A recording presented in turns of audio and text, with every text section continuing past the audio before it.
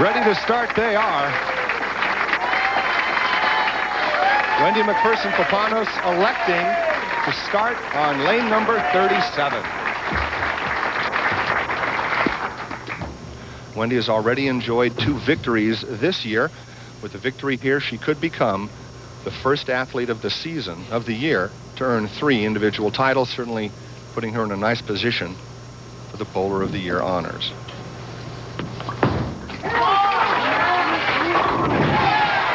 Starts it with a bang.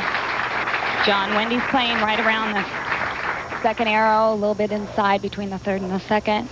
A nice little swing shot through the front part of the lane. Lisa has been practicing playing the lanes mostly on the outside of the lane, between right around the first arrow. We'll have to see if that shot's there for her now.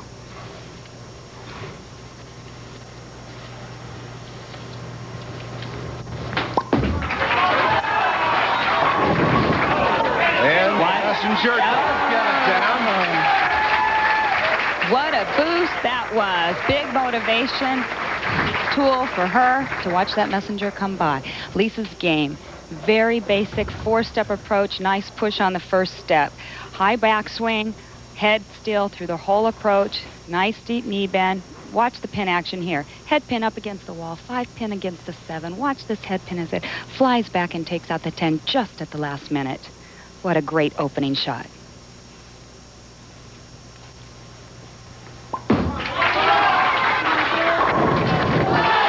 No question about it. 2 in a row for the Rocket. And she comes out with the guns a-blazing. 2 great examples of what reactive resin balls do these days. Just demolish the pins. Matter of fact, more and more players are going to lighter weight bowling equipment, trying to increase their deflection. Wendy's 5th show of the year. Her last title was at Little Rock, Arkansas this year, 1996. One of the very few bowlers who's been able to say they've won all 3 majors. And she did that at the very young age of 18. Matter of fact, her first year on the LPBT tour, she won the U.S. Open. I think a lot more is expected out of Wendy, perhaps, because of that great performance early in her career. Picks up the spare.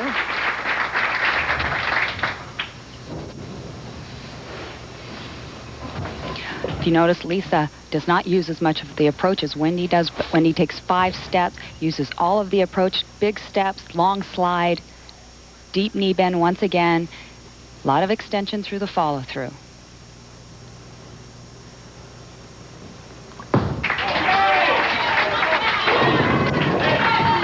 Oh, and the 8 does not.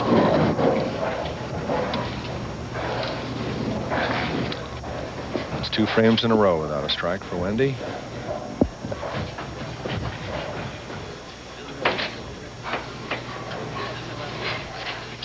She had a slow spell a couple of years back. She told us yesterday she went 3 years without a win.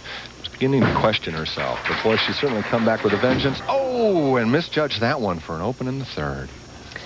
Critical error by Wendy. She just misses to the right. The ball ends up in a slide, does not break back enough to take out the 8.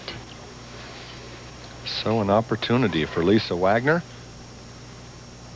Her most recent victory at the Queen's tournament earlier this year. That was number 30, her 30th professional title.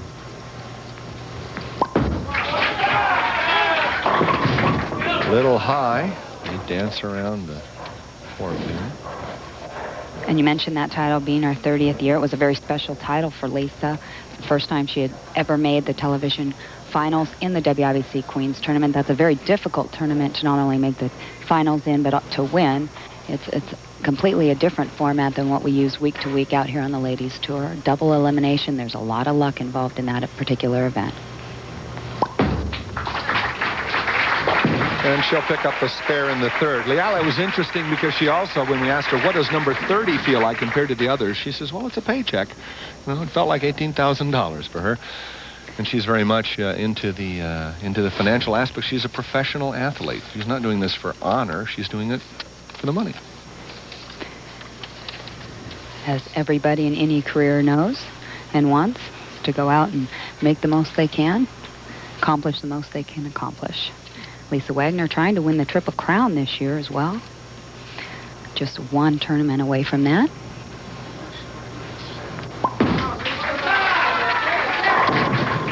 Oh, lucky for her. Thought she was going to leave the 7-10 there. Exactly. Almost got an extremely bad break as the ball did hit the pocket. The 7-pin almost remained. Down at the last minute, leaving just the 10-pin to stare down at her.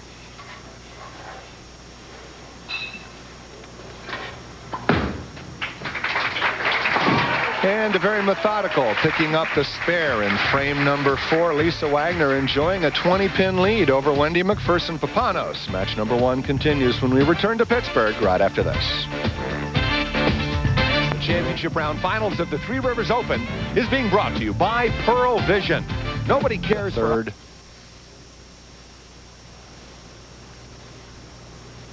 She and her husband Nick recently bought a house out in Las Vegas. Right on the nose, but they all go down. And that's a gorgeous house, I might add. I had the opportunity to have dinner at Wendy's home last time we were in Las Vegas. Look at that shot right about the 13th board. Ball coming in just a tad high. Head pin off the wall, trips out the 4-pin. Now look at the scoreboard. Still trailing by 20. Wendy is a very popular woman on the tour. Was asked to be in 2 weddings this year. Teammates are teammates on the tour, if you will. Had some surgery on her right arm at the end of last year. Has come back nicely.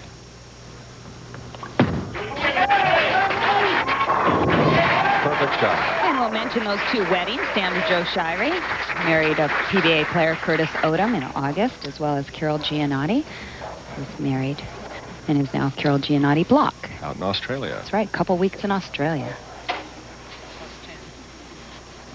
A lot of talent in this field. Look at that, 225 her average on this particular TV pair. And I might add that the pairs really did vary from throughout the house. And so a great strike for Lisa-Wagner. We talked about the number of titles these 5 athletes share. It's not all they share. As we take a look at the fact that they're all Rookies of the Year. Lisa-Wagner earned that title in 1980. Anne-Marie Dugan in 1983. Wendy Papanos, 1986 with the name McPherson. Kim Terrell Kennedy in 1989. And Kim Adler, the youngest to join the tour, at 1991. All right-handers, all Rookies of the Year. Great stat. I don't think that's ever happened. It's highly unusual, and they're certainly earned the right to be on the broadcast this week. And the Rocket waits for another message that does not arrive. Hard and fast. She mentioned nicknamed the Rocket due to the fact her ball speed is such that it's rocket speed. And it goes pretty straight most of the time. Doesn't she really aim right for the pocket? She does. When Lisa dominated in the 80s, you saw her often playing the line that she is playing right now, or even a little farther to the right, just right off the channel, right into the pocket, hard and straight.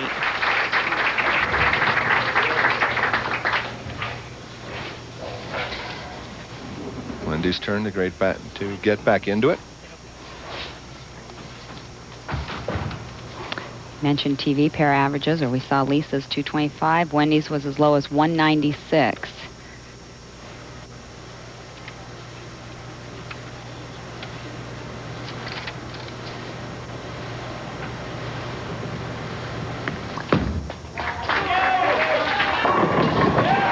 And a great strike for Wendy Macpherson-Papanos. We know that Bowler of the Year is a title she covets. We asked her how the pressure of that might affect her play. I think I just need to take it week to week. I think if you are this close and you try to rush things, it doesn't quite end up the way you want it to. So I'm just trying to go week to week and, see what happens at the end. I can't control the outcome of anyone else. I can only control my own. So I just need to do my best. Well, doing her best is certainly indicative of the fact that she's put 3 strikes on a row on the board there with the 7-pin count. That came close to evening up the match at that point. The 7-pin count. Now she's trailing by just 3 pins. Second in merit earnings and average. First on points and in the rankings.